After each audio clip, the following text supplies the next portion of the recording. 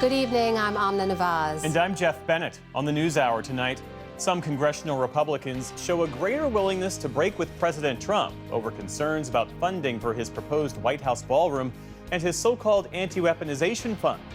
The Democratic Party releases the long-awaited and highly controversial autopsy report of its 2024 election defeat. And New Mexico Secretary of State discusses a new law that bars armed federal personnel from polling places. Neither the National Guard nor ICE nor any federal entity has a role in the election process.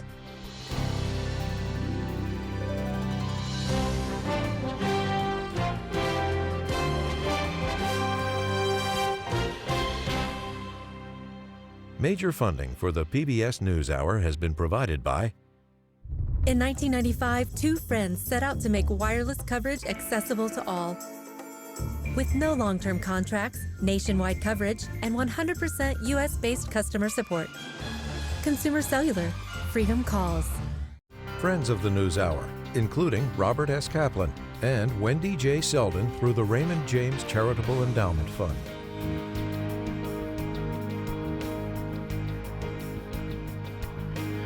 Carnegie Corporation of New York, working to reduce political polarization through philanthropic support for education, democracy, and peace. More information at carnegie.org. And with the ongoing support of these individuals and institutions.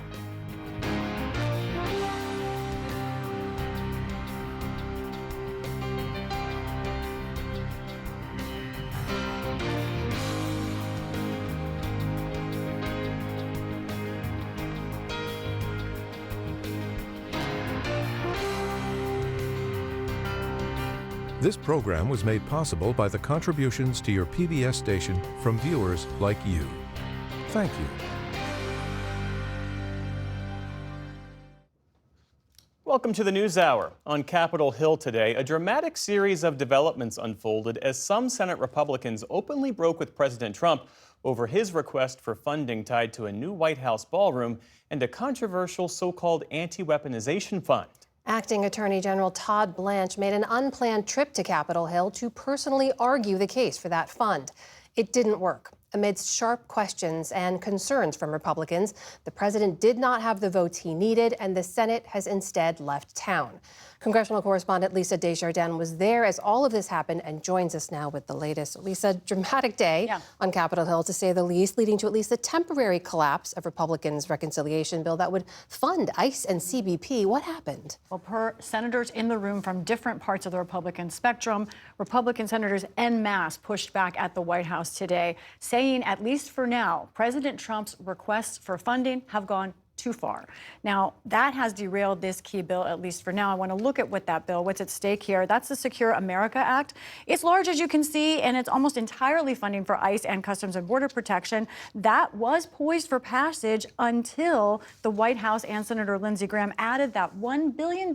You see that there, that small slice of this bill for the ballroom and for security. That is what started to unravel this, but it wasn't the only problem. After that, the President and Justice Department announced that $1.8 billion settlement with Trump to establish a so-called weaponization fund to compensate those thought to be politically prosecuted.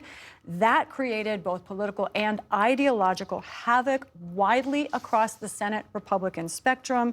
So, Senator Thune, the leader of the Republicans in the Senate, called up the acting attorney general today to explain how this fund would work, to try and reassure senators. He gave them a one-page, basically bullet point document over how it would work, trying to reassure them. The opposite happened. After about 2.5-hour meeting, a very tense one, Republican senators instead decided they would go home and pass nothing because they were not reassured about that fund at all. That one-page document, you obtained a copy of it. What does it tell us? It is telling in both what it says and what it doesn't. I want viewers to look at this closely. First of all, it lays out that the president and specifically his sons are to get no monetary payment from the settlement or the fund, just an apology. Now, it does not specifically say that's legally binding. This is all the detail that we have. Also, how would the billions be distributed? By 5 people appointed by the Attorney General, who, of course, is appointed by President Trump. What about the size of the settlement?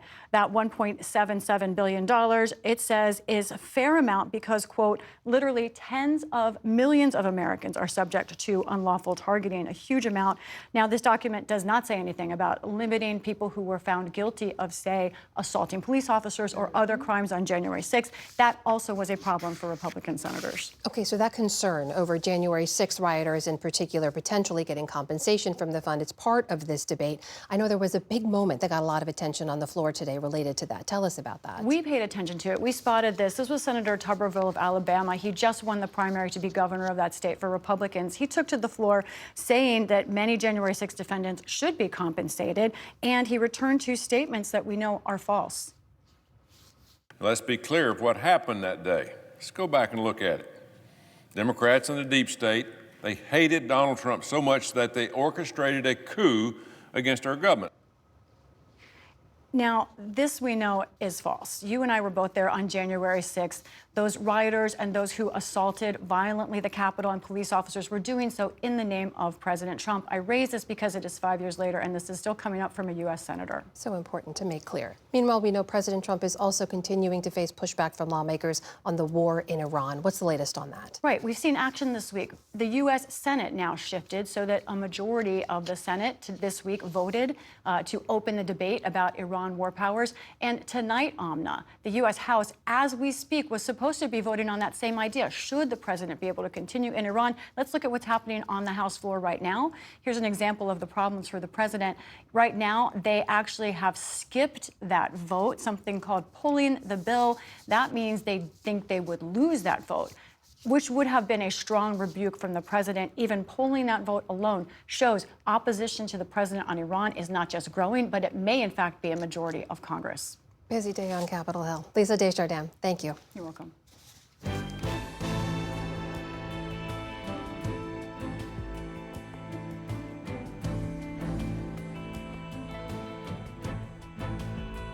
In the day's other headlines, the U.S. Commission of Fine Arts approved the design for President Trump's proposed 250-foot arch in the nation's capital.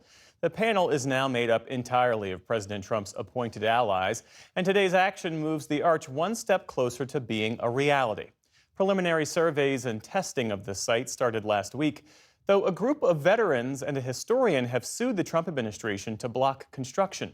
Speaking to reporters today, President Trump said he plans to move forward with or without the support of Congress. We just got approval from Fine Arts. That's fantastic. Right, but you need Congress to sign off on it. No, we don't. No, we're doing it. It's the land is owned by the Interior Department. We don't need anything from Congress. The proposed site of the Arch Memorial Circle is located between the Lincoln Memorial and Arlington National Cemetery. It is managed by the National Park Service, a bureau within the Interior Department, as Mr. Trump says.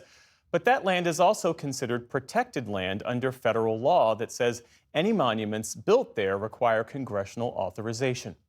President Trump and Secretary of State Marco Rubio are escalating their rhetoric toward Cuba, reviving warnings about possible U.S. intervention. It comes a day after the administration announced criminal charges against former leader Raul Castro. During that Oval Office event, Mr. Trump said while previous administrations have considered action, he'll be, in his words, the one that does it. And on his way to a NATO summit in Sweden, Secretary Rubio told reporters he has little expectation of reaching any agreement with Cuba. The president's preference is always a negotiated agreement that's peaceful. That's always our preference. That remains our preference with Cuba. I'm just being honest with you. You know, the likelihood of that happening, given who we're dealing with right now, is not high. But if they have a change of heart, you know, we're here. And in the meantime, we'll keep doing what we need to do. Cuba's foreign minister quickly accused Rubio of, quote, lying once again to provoke military aggression. Separately today, the U.S. Supreme Court sided with a U.S.-owned port business in Cuba whose property was confiscated by Fidel Castro's government back in 1960. The ruling opens the door for similar claims from other American companies and individuals. A judge in Minnesota sentenced the former leader of a nonprofit to nearly 42 years in prison for her role in a $250 million COVID-era fraud case. Appearing in court today, Amy Bach said she failed the public and her family. Bach ran Feeding Our Future, which claimed to have provided millions of meals to children during the pandemic. But the Justice Department says she oversaw the single largest COVID-19 fraud scheme in the country. President Trump used her case and others to initially justify a controversial surge of federal officers to the Minneapolis area last winter. In Virginia, a judge dismissed all charges today against a former vice principal who was accused of ignoring warnings that a 6-year-old had a gun.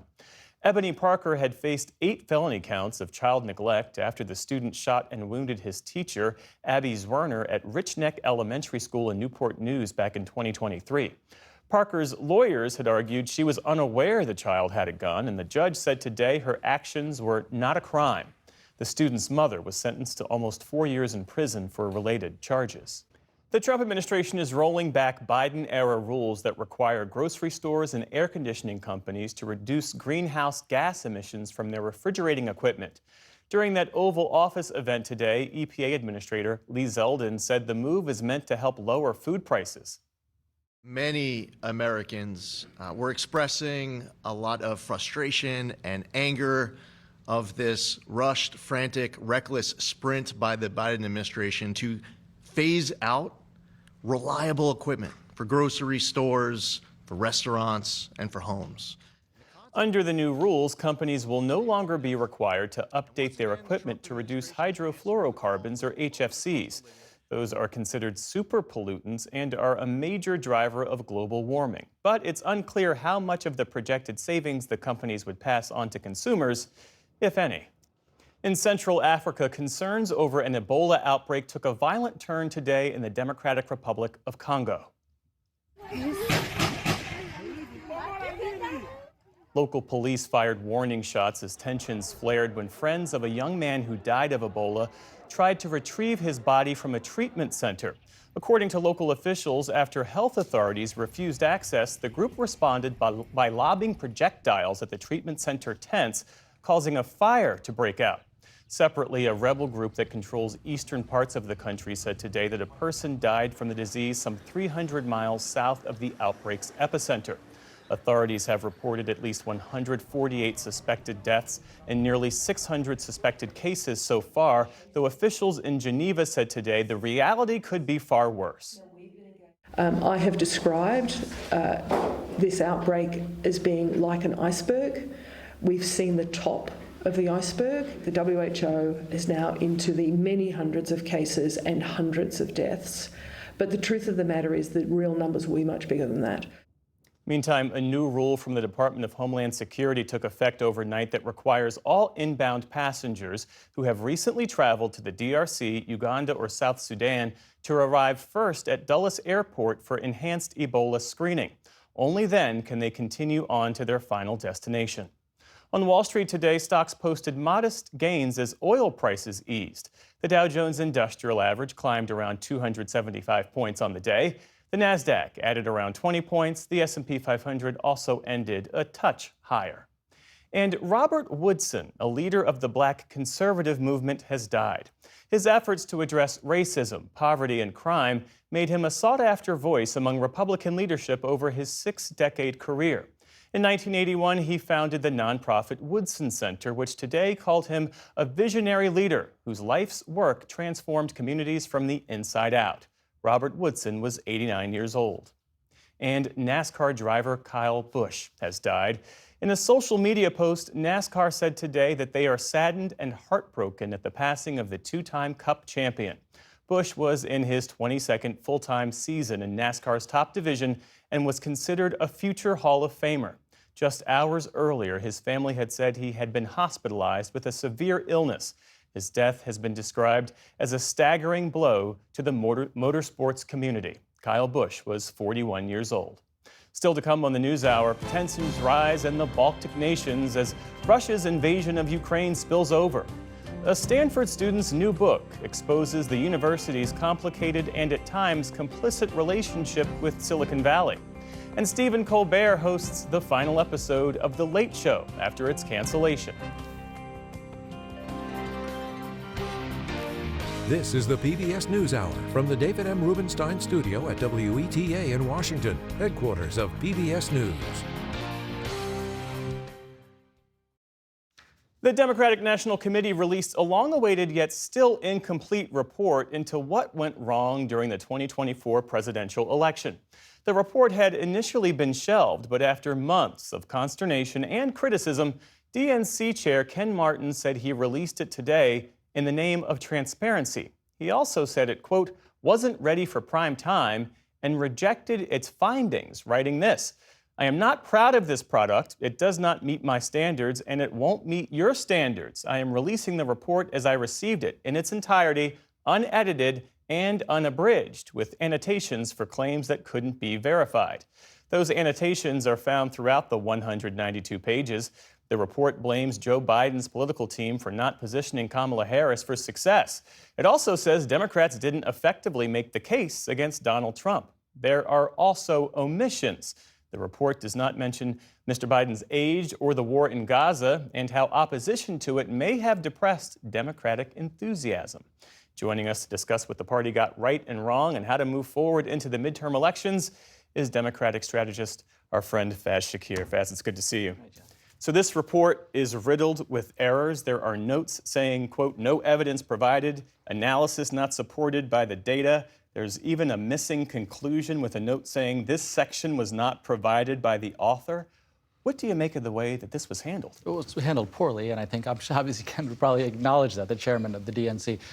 What are people looking for at this moment? They're looking for leadership, and they're looking some sense of integrity of, can you diagnose restoring the Democratic brand? In my view, it is suffering with working class people. In this age of Trump, it should be booming. You know, the Democratic Party should be the place, the home of so many people, not only Democrats, but so many independents who are feeling disaffected. What is the brand problem? And I think the report is more a symptom rather than the cause of the problems. It's a symptom because there's a sense of unwillingness to talk about hard issues, confront difficult questions. Let's have a debate. Let's discuss reform. Let's not be status quo. And people look at this report and the process by which it is now released as saying, that's the problem. We're walking on eggshells. We can't even have hard questions. Let's confront some real problems and have bold solutions to reform a broken system. There's a striking line in this report suggesting that Democrats became too dependent on what is called in this report negative partisanship, essentially asking voters to fear Republicans rather than believe in Democrats. Is that a fair criticism? It's still the case, Jeff. We're still in a moment, and if you hear most Democrats talk right now, you'll hear a thing like the Epstein class. And I'm here to tell you, yes, there's an Epstein class. They're corrupt. Yes, but what people are hunting for is give me a sense of a vision that isn't the Epstein class. And when too many people are thinking, oh, the Epstein class is a version of both sides having problems, right? Democrats and Republicans. So now the choice is, okay, if you're going to take on corruption, give me a vision. Give me a sense of a party that's saying, oh, I'm going to expand healthcare in America. Here's how. I'm going to tax the rich. Here's how. I'm going to build a grassroots movement in America, find working class people, bring them into the process, change the institutions. People are feeling like this is the time to break the way we have thought in the past and put forward an agenda. Right now, as you and I speak, there is not a Democratic agenda for 2027. Right? We are not going before the American public saying, here's 4 or 5 things, vote Democrat. Why? It's negative partisanship. It's the thing that you just raised. We're still stuck in status quo thinking. Kamala Harris could not be accused, though, of not having policy prescriptions. I mean, is part of the problem here that Democrats are facing a Republican Party that rewards power and grievance and not traditional policy arguments? Well, there's a combination of the politics and the policy. They're at work here. Part of Donald Trump's politics that we can learn from is that he says no tax on tips. That's a policy, right? But then he goes and animates it, and he dons a McDonald's apron, and he gets your attention. Now, when we come up with great technocratic policy solutions, many of which I agree with, if you looked at Harris's platform, it isn't just merely writing them on a page and telling people this is something to vote for. You got to go animate it. How do you animate, Jeff? Well, you got to pick some fights. The way you choose to decide what are your values, what you care about, is when you say to Jeff Bezos, we're going to tax the rich. And then Jeff Bezos gets very angry and upset about it. And you see what's going on with Zohran Mamdani in New York City. Why is his popularity increasing? Because he is comfortable in the friction. He is saying, here's a vision. Here's how we can increase taxation. Here's how we can provide childcare. Yes, some people can take me on, but are you with me or are you with the corrupt class? And that is a kind of a leadership that I think we need more of across the country. Some Democrats are now calling for Ken Martin to step down as the DNC chair ahead of the midterms. You ran against him for that job. Got all of 2 votes, Jeff. Hey, it's 2 he more. Won. He won fair and square by a healthy margin, to be 2 clear. is more than 0. I guess we can say that. But how do Democrats move forward from here? And frankly, do they need a DNC, a strong DNC, to win the presidency? I mean, the DNC, Barack Obama didn't rely on the DNC much at all. For sure, we do need a DNC. And this time, it's not only the DNC, by the way. We need strong media institutions, we need strong PBS, we need strong institutions of learning, Harvard University, and everything else in between. And I think there's a loss of confidence in institutions right now. And what my argument would be, because I hear from a lot of Democrats, oh, the DNC can't do anything. Why are you worried about it? Like, in this time of great wealth and income inequality, solidarity is the thing. And the solidarity of people can only be built by good institutions of integrity. We need institutions to work. We need the DNC to work. So don't give up on it. And I think I would urge DNC leadership, everybody who's invested in it, you got to reform it. You got to acknowledge it's broken. Just as we know about the political and economic system in America, you have to start by acknowledging it is broken. And the Gaza thing you mentioned, why don't you mention Gaza? It's not about Gaza. It's about the influence of money. Money is purchasing silence. We're not even discussing the fact that 75% of Democrats say they want to oppose military aid to Netanyahu. Can we just have the conversation? We should be able to. That is leading to an erosion of trust in an institution. A good institution just says, hey, we're going to have some tough questions, we're going to reform this, we're going to acknowledge it's broken, and we're going to improve it. Faiz Shakir, always a pleasure. Thank you, Jeff.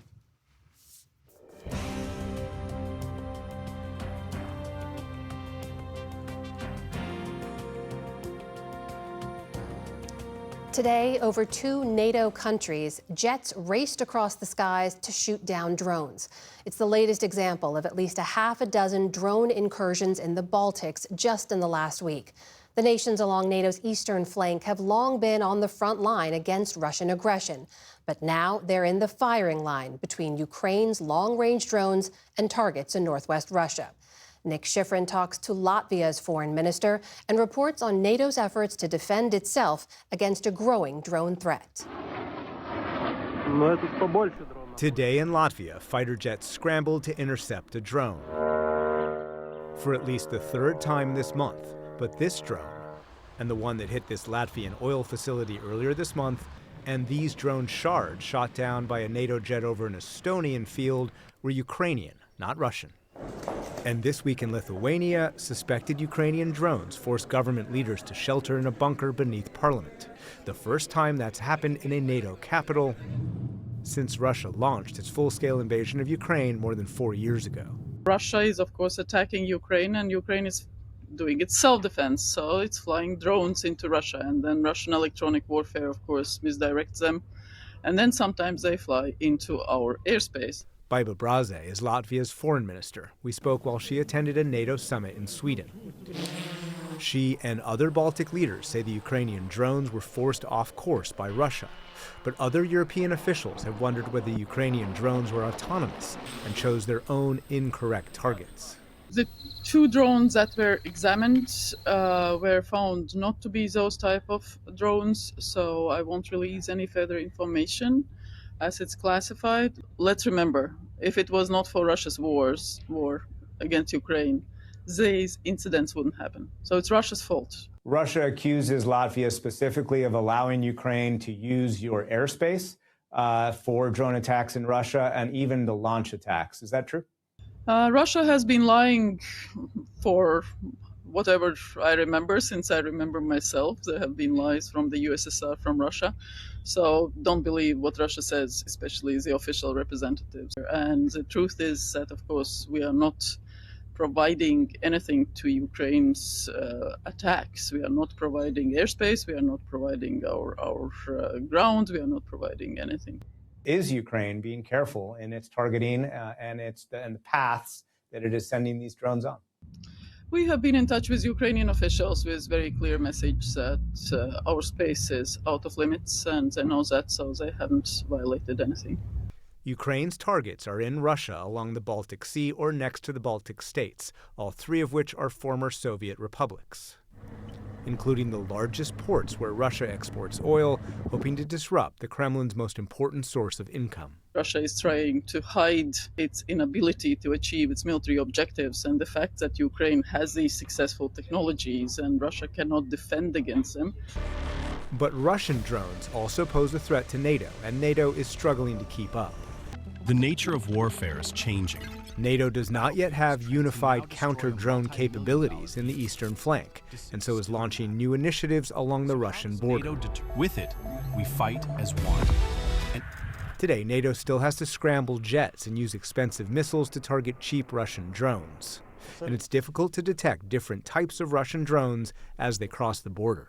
The truth is, none of NATO's countries has a battlefield like Ukraine has. And so we have to make sure that our transformation is faster, that it's massive, that, you know, we have all what is necessary to defend, but also to be ready. So that there are big lessons still to be learned for all of NATO allies. The Baltics are on the front lines, and they conduct exercises in case of Russian invasion and have built border defenses that didn't exist before Russia's full-scale invasion of Ukraine. They've also realized the Ukraine war has become a drone battle and the best source for lessons learned. Ukraine has the most advanced data, most advanced technology because it's fighting for its existence. And it has been great at innovation. It has been great at the upgrades within a few weeks and, you know, doing everything that needs to be done in the situation of war. So none of NATO states is in that position. However, we are indeed working with the Ukrainians, and we are carefully following also what Russia is doing, because Russia is also learning. And so it's a race of learning and innovation of how best to defend NATO, even when it's inadvertently from a partner. For the PBS News Hour, I'm Nick Schifrin.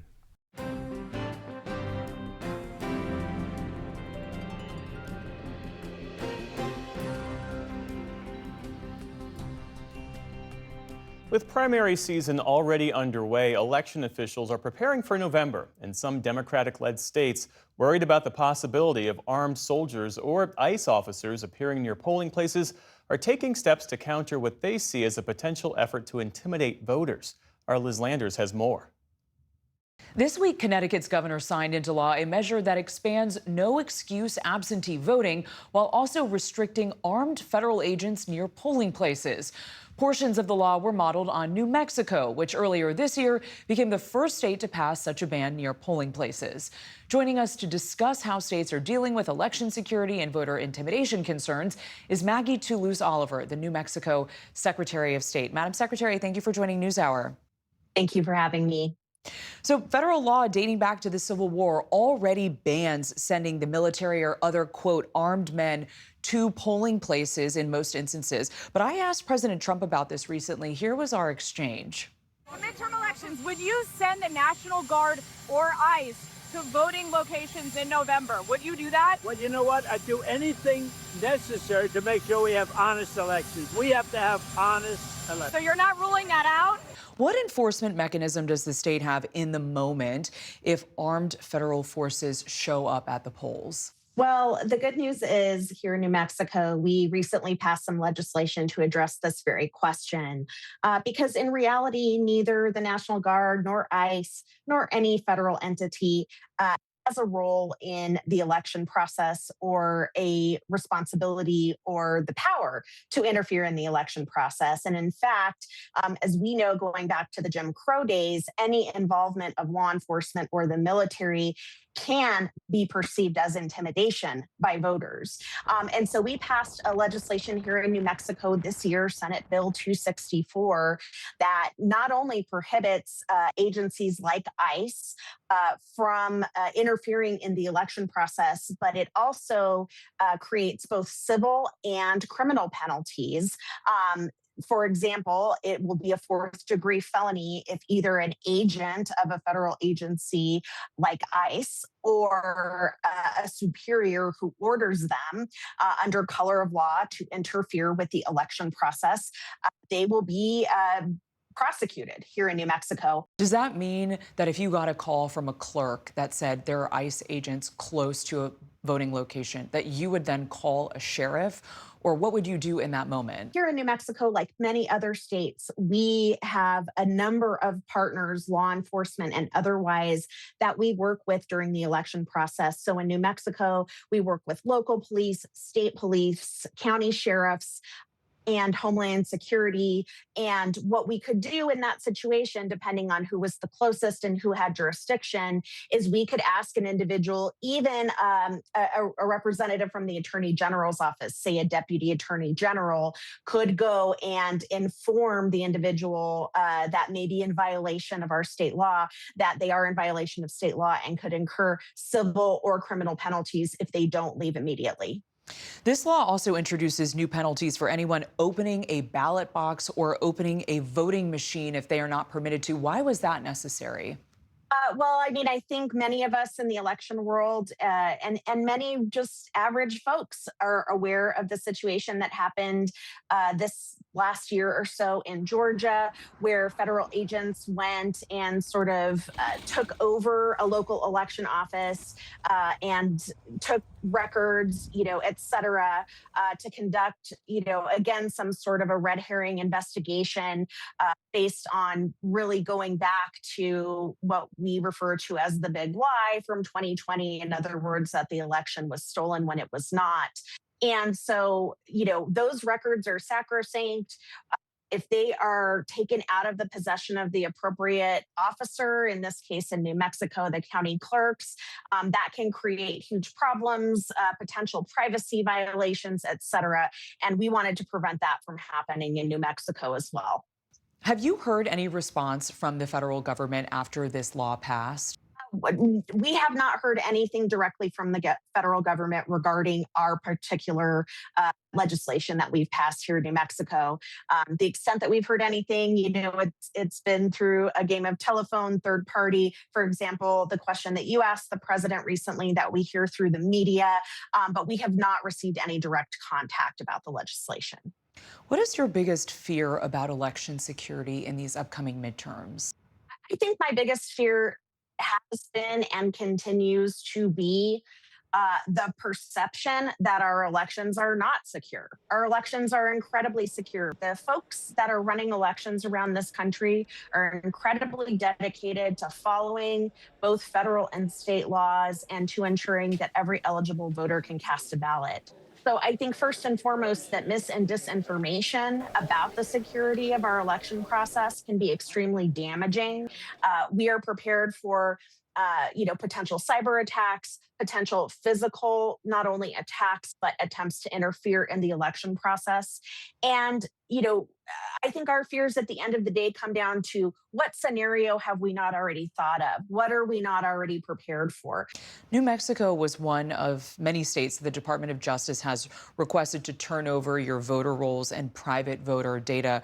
When your office did not comply, the DOJ sued New Mexico and you personally. Why did you refuse? Well, so New Mexico is one of a handful of states, first of all, that uses the full Social Security number for voter registration in order to identify voters, ensure that there are not duplicates, ensuring that individuals are not pretending to be the voter on their behalf. And so for us, that is the gold standard, and we want to maintain that. Even the last four of a Social Security number, but especially a full Social Security number and a full date of birth, those are the keys to identity theft, right? And we are not in the business of sharing that data with anybody for any reason other than to do our job as election officials.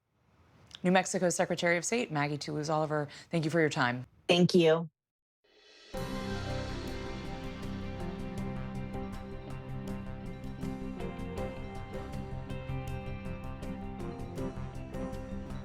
While most college freshmen spend their year shopping around courses and picking their majors, Theo Baker had a bit more on his plate. As a reporter for the Stanford Daily, Theo's investigation into research misconduct brought about the resignation of Stanford President Mark Tessier-Lavigne. Baker chronicles that investigation and a secretive culture of access, money, and big tech influence on campus in his new book, How to Rule the World, An Education in Power at Stanford University. I spoke with him about that book recently. Theo Baker, welcome to the NewsHour. Thanks for being here. Thank you for having me. So you arrive at Stanford in 2022 as an incoming freshman after dreaming of attending the school from a very young age, right? You write in the book, college is about reinvention. What did that mean to you? What did you imagine your college life would be when you got there? Well, you're right that Stanford was a dream of mine. I fell in love with that place when I was 7. I remember seeing this image of these kids who were wearing their Stanford T-shirts and their flip-flops and lounging in the shade of a palm tree, leaning up against the self-driving car they just helped to build. I just thought this was the coolest place in the world. Like, the future is being made by these amazing teenagers who are off in Northern California. Yeah. I arrived, and very quickly I learned that things were not exactly as I thought. You write about this Stanford within Stanford, one where students who have ambition and a potentially really good startup idea get plucked, as you put it, right? VCs are flooding the campus, trying to pour money and time and resources into some of these students. You wrote this struck me. You said a study once determined that VCs, venture capital funds, fund only one company for every 100 they review. Not so for Stanford's undergraduate elite. VCs seek out this network aggressively, even employing older students as talent spotters. Tell me about that. What does that do to the culture at a place like Stanford? Well, Silicon Valley has been, by some metrics, the greatest concentration and creation of wealth in human history. And so if this is a modern-day gold rush, the resource to mine is talent. And the earlier you can find it, the more you make your own career by getting in on the ground floor of the next Google or Instagram. So these teenagers, the second they step on campus, are being assessed for whether or not they're the quote-unquote wantrepreneurs who just want to do it because they want to make their billions, or if they're going to be the so-called builders, those who actually have it in them. How is this different, though, from, say, like financial firms or consulting firms reaching deep into business schools or into the Ivies in the Northeast, mining for talent for people that they want to hire eventually? What's different about it? So I think people are well aware of the privileges of the Ivy League and the pipeline to Washington and Wall Street. Stanford is so much more entangled with Silicon Valley. Silicon Valley wouldn't exist without Stanford. It was created at the Stanford Research Park. If you just take the value of the companies that have offices on Stanford land, it's somewhere north of $6 trillion. So it's completely integrated. Stanford even has its own VC fund to seed students as new companies. That said, what we're seeing at Stanford really is the vanguard of a trend that sweeps higher education, right? It's the sort of extreme and concentrated version. Just as Silicon Valley trends tend to filter out into the rest of society, so too do the things at Stanford. And so you arrive there, you see this culture, you see what's going on, and even though you're turned off by it, it seems, you really do try to jump into it, embrace it, right? You want to be a part of it, you want to navigate it. Tell me why. Look, it's an intoxicating system, and I hope that I capture that seduction in the book, because how can you, as a teenager, say no to this? It's ridiculous, right? It's imagine, being the teenager, being offered the yacht parties and the slush funds, and, it's all just so absurd. I remember this Silicon Valley CEO who started a billion-dollar company reaching out to me cold in freshman year. So he takes me out for brunch at the Rosewood, and he's wining and dining me, I guess, and he's spoon-feeding his 8-month-old caviar as he confesses that his first ever contract was for Muammar Gaddafi. And it was just a ridiculous scene, but it also speaks to the sort of casualness of misdeed in this system, right? Where actually, it isn't just that this is absurd. It isn't just that teenagers are being handed this excess and access that is ridiculous by any objective metric. It's that it also inculcates a series of deceptive and fraudulent business practices that we see emerging all too frequently from this insider system. Well, you end up making a name for yourself down another path at Stanford, which is the fact that despite both your parents being renowned journalists, you make very clear you don't want to pursue journalism, and you kind of do it as a hobby at Stanford, it seems like. But before the end of your freshman year, you report out a story uncovering research misconduct in scientific papers that were co-authored by the powerful Stanford president, Mark Tessier-Lavigne. And that reporting ultimately leads to him being ousted from his post. What was it about that story that made you want to chase it so hard? Well, it was definitely not, at the end of the day, the story that I expected to be reporting on in freshman year. I arrived, I thought that the student paper would be something I did as a tribute to my grandfather who passed away just before I arrived, and really loved his time as a college reporter. And I discovered these image alterations in papers that had been co-authored by the Stanford president by looking at these forums that these comments had popped up on in 2015, so 7 years earlier, that had never been followed up on. And so I began my reporting process there and spent the next 10 or 11 months really digging into Mark Tessier-Lavigne's labs, ultimately establishing that there was a pattern of papers that emerged at different institutions in labs that he oversaw, in which papers had emerged with falsified data and that when issues were brought to his attention in the judgment of the eventual Stanford investigation, he failed to decisively and forthrightly correct errors in his research. Theo, I want to be clear about this. This wasn't like you got a tip and you wrote a report. You chased this story. You got waved off this story by powerful people who knew him well, said don't do it. You were threatened with lawsuits. That would scare off a lot of seasoned journalists. Why didn't it scare you? Well, it's not that I wasn't scared. I mean, and this book, I think, makes very clear that, I certainly was rattled at many points, that I didn't always handle the pressure, all that well personally. But at the end of the day, it was very clear that, as a student journalist, you have no higher calling than reporting on your own administration. And I knew that, research misconduct is an issue that goes overlooked far too frequently. No one else was doing this reporting. And so it was up to us at the student paper, to figure out whether or not there was a story here and what actually we needed to know about our president. You write, obviously, about the very high highs that you experience, and then, like all college freshmen, anyone navigating the real world, the very low lows. And you write very honestly about a harrowing experience in which you essentially overdose on opiates that were prescribed to your grandfather. Tell us about why you wanted to be so honest about that moment and what it's like to reflect on that now. Yeah.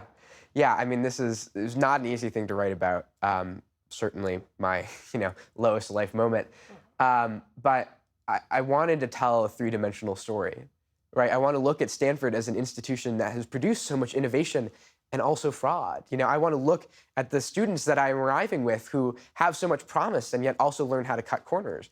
And I didn't feel that this would be an honest book if I didn't apply that same standard to myself and show, the true reality of what the story looks like, right? Which is not always an easy, simple, triumphalist narrative, right? Life is never quite so simple. The whole book revolves around the appearance of perfection. That is the central theme of Stanford, that this school needs to appear perfect. And I certainly didn't want to model that behavior myself. I should point out you are weeks away from graduating. I am. What's next? I don't know what's next, but I will say that, I'm going to walk across that stage and be just as happy and grateful as anyone. And Stanford is a place with deep issues. It has made this Faustian bargain with Silicon Valley that has allowed for its ascent, has made it into this incredible powerhouse of a university and allowed for its corruption. But at the same time, I view this reporting as to me, an act of love, that I'm not doing this because I want to tear down the institution. I'm doing it because I think if you love something, you want it to be better. And I think it's time for us to honestly reckon with, both the good stuff that Stanford is really good at promoting and the part that too often gets swept under the rug. The book is How to Rule the World. The author is Theo Baker. Theo, thank you so much. Such a pleasure. Thank you.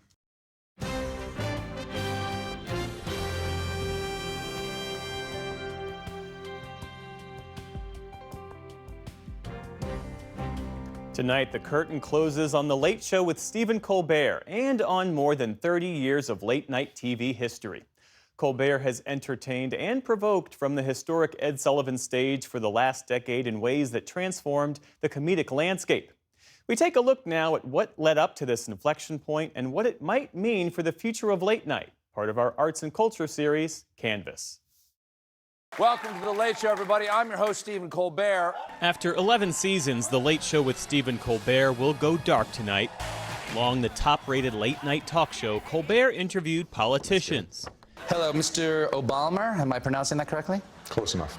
Comedians. I didn't know there were any mongoose in Peru. No, there's just one, this one. And musicians. What? Are you married?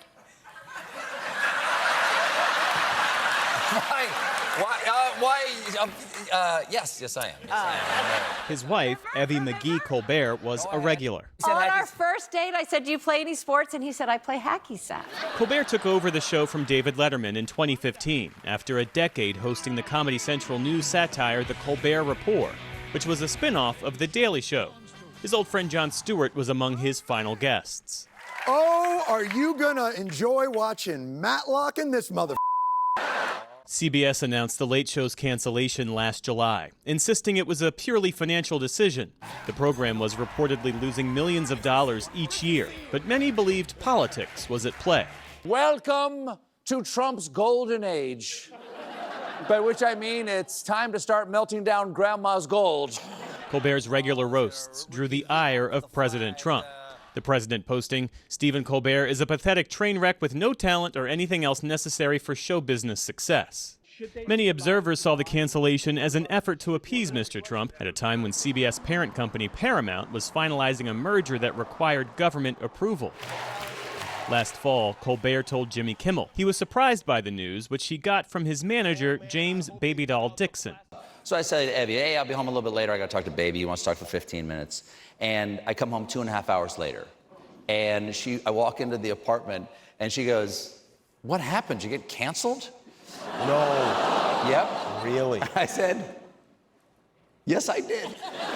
Kimmel and fellow late-night hosts Seth Meyers, John Oliver, and Jimmy Fallon, who co-hosted the Strike Force 5 podcast with Colbert back in 2023, reunited on the show last week. What is my status? Do I become emeritus? You're just hard out. You're just out. I'm just out. Yeah, it's Strike Force 4, and it breaks our heart. It's like, but it's like gerrymandering. Like, nobody likes it, but like once the courts rule. That's what it is.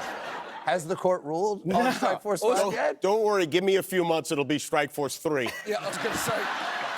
Kimmel's late-night show was temporarily suspended last year under pressure from the Trump administration. When is ABC Fake News Network firing seriously unfunny Jimmy Kimmel? And in April, the president and first lady called for Kimmel's firing.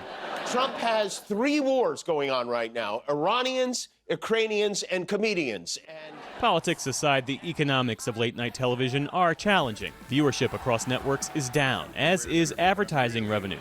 CBS says it will air Comics Unleashed with Byron Allen in the Late Show's time slot. I spoke with comedian and producer Larry Wilmore, who previously hosted The Nightly Show with Larry Wilmore on Comedy Central, about what this moment says about comedy, television, and the changing late-night landscape. You have occupied a unique space in comedy, former late-night host, cultural critic, political observer. When you heard The Late Show was ending, what was your initial reaction? I just didn't know what to think, really. Was it a network decision? Was there pressure from the president or whatever, which is very bizarre. You know, we've never had TV shows kind of be determined by the, you know, the direct political intervention of the president. You know, I think maybe the closest was the Smothers Brothers, which was canceled in 1968. They had a lot of pressure during that time. Okay, what do you want to sing for us? Well, if I told you what it was, you'd probably say it was controversial and you wouldn't let me do it. You know, I don't think since then we've had a president directly comment on that situation. So I was very, very confused, wanted to look into it myself and see what really happened, but very surprised too. Well, CBS is framing the end of The Late Show with Stephen Colbert as a financial decision. Do you buy that argument? I mean, that's what they say. I mean, the thing is, they're not wrong with those arguments. Just, it can be far from right, though. Maybe it's not the whole argument, because, of course, the show costs a lot. But a lot of times, these places, they'll have shows on that cost a lot, but they'll have some cultural significance for them. So maybe if it's not bringing that cultural significance, maybe they don't want it around. But I can't talk for CBS. I don't know. All I can do is make things up and figure it out for my own. But but it's not like Lyndon Johnson was trying to get the Beverly Hillbillies off the air, commenting on it. Like, since when does the government have anything to do with these decisions? So there does seem something kind of sneaky going on with CBS kind of listening to other factors. How much pressure, though, exists now, either overtly or subtly, on comedians and networks when you have comedy that intersects directly with politics, as was the case for Stephen Colbert? Well, I think the Colbert thing is in its own category, but look at what happened with Kimmel. Kimmel's like in a real back and forth with the president, you know, himself, and now the first lady. I mean, Jeff, I've never seen anything like that. It's very bizarre, you know. It almost makes his place more secure. Like, you almost want to see somebody up there, you know, throwing those grenades or whatever it is. But I kind of get what you're saying. On the other hand, you know, when you're dealing with corporations like Disney or NBC Universal, some of these things, who knows what their appetite is for that type of involvement, especially if they're trying to get licenses renewed or, you know, trying to get these deals done, you know, the corporate part of it. So it's in kind of a precarious place. But ironically, I think the Kimmel situation, it kind of makes a case for him staying around longer. Late night once created shared national conversations. That was the case with Johnny Carson and Leno and Arsenio, Letterman. Are we losing sort of the last space where Americans laughed and laughed together and processed things together simultaneously? I think so. I think it's because of that reason. I think people see it as a divided place already, so a lot of people don't even show up for it because they hear like they're hearing the other person's side of something, so why should I listen to that? And now there are other places for that ideological divide. If you look at like what Greg Gutfeld is doing on Fox, a lot of people tune into his show for the type of comedy and the angle that they want to hear from. What is it with these Democrats and spies? I'm surprised there aren't more shows like that, to be honest with you. I thought we would see more of that type of thing. But we're kind of seeing it from comedians who are out there in the clubs doing more specials, like streaming. Streaming is doing more of an even-handed thing. We're putting on different types of comics, maybe from different cultural sides and that type of thing. It's kind of interesting, So I think a lot of people, they aren't looking to late-night shows for that so much as some of their niche comedy pockets that they're kind of looking in for. Who's going to tell me the thing I want to hear about what's going on in the world, That's what it feels like to me. What do you think Stephen Colbert's lasting contribution will be, not just to comedy, but to the culture? We're lamenting the passing of Stephen's show, which, I'm a huge fan of Stephen. I thought he did a great job, hosting the show. But I think his legacy will be the Colbert Report. Anyone can read the news to you. I promise to feel the news at you. That show still today seems like it was doing something against the grain in a way we had never seen before. Are we witnessing the end of late night? Maybe. I think so, maybe, Maybe, who knows? Maybe we'll go down to just one again, It would be interesting if Fallon is the one left, out of all of this, and his show just stays on. I mean, you could just go down to that, depending on what people want. To me, I kind of get more excited about what's going to be next, what's going to be the next form. It's probably more personal comedians. People that are doing humor that is strictly really from their point of view. And it could be about the world, it could be current events, but not necessarily topical. Definitely about their family, definitely about their foibles and that type of thing. To me, that's how I see it kind of evolving. Larry Wilmore, always a pleasure to speak with you. Thanks for your time. Oh, pleasure's all mine. Thanks, Jeff.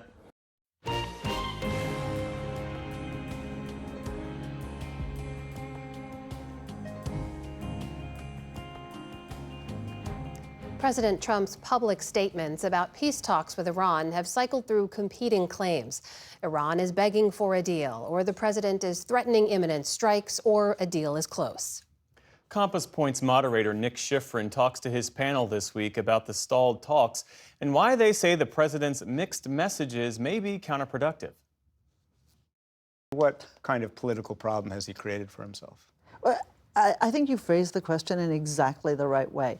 Donald Trump has created a problem for himself, right? Because he has limited his own options by suggesting we might do this, but then we might do that. Even understanding that the Iranians are going to be playing a lot of very serious games. These are, forgive me, Sina, bazaris at heart. Not to overgeneralize about 90 million people, 90 million people, but these guys are pros, and the president has been sending such mixed signals about what he would accept that getting them to a serious point has to be very difficult. But even worse, for our military leadership, everybody keeps saying, oh gosh, why didn't they have a plan for Hormuz? Come on, of course we had a plan. We've had a plan for Iran for more than 20 years. The president keeps calling pause. You can't win a military battle with a pause every 5 minutes. That kind of flip-flopping, for the lack of a better word, uncertainty, reverberates far beyond just the U.S. and Iran. Everybody in the region is watching this. And while about a year ago, when the president was, in fact, in the region, the transactional nature of the president appealed to many of these countries, right? As many officials said at the time, we're used to this. Yes, as we all know how to do business. And so there was a great appreciation for that. I think right now it's a very different take. They understand that they are going to be left on their own, cannot rely on America bringing a decisive victory, bringing this to a decisive end, and that in many ways they're going to have to deal with an emboldened Iran, at least in the short term. But it's even worse than that, if you will forgive me for piling on incessantly. It's even worse than that because all of the things that are virtues of the Trump administration, kind of the seat of the pants, the difficult decisions, there's no process behind it. Right. So our poor allies have no one to go to other than the president in order to say, what's next? You can watch that full episode of Compass Point starting tomorrow on our YouTube channel. Also look for it this weekend on your local PBS station. Check your local listings for more. And that is the NewsHour for tonight. I'm Amna Nawaz. And I'm Jeff Bennett. For all of us here at the PBS NewsHour, thanks for spending part of your evening with us. Major funding for the PBS NewsHour has been provided by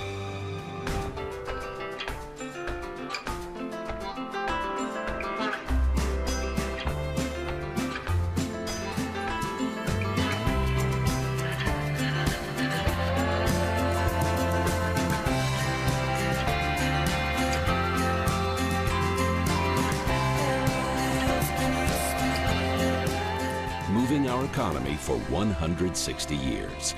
BNSF, the engine that connects us. the Gordon and Betty Moore Foundation, established to create positive outcomes for future generations.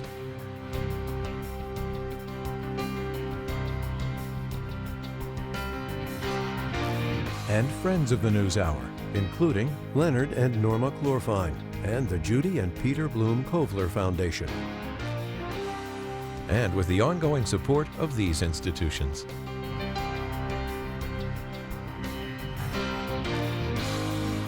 And friends of the NewsHour.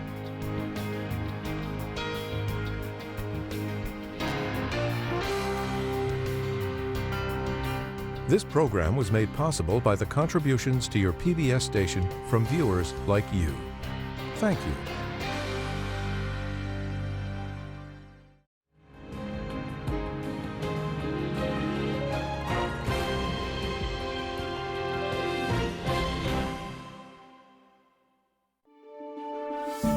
You're watching PBS.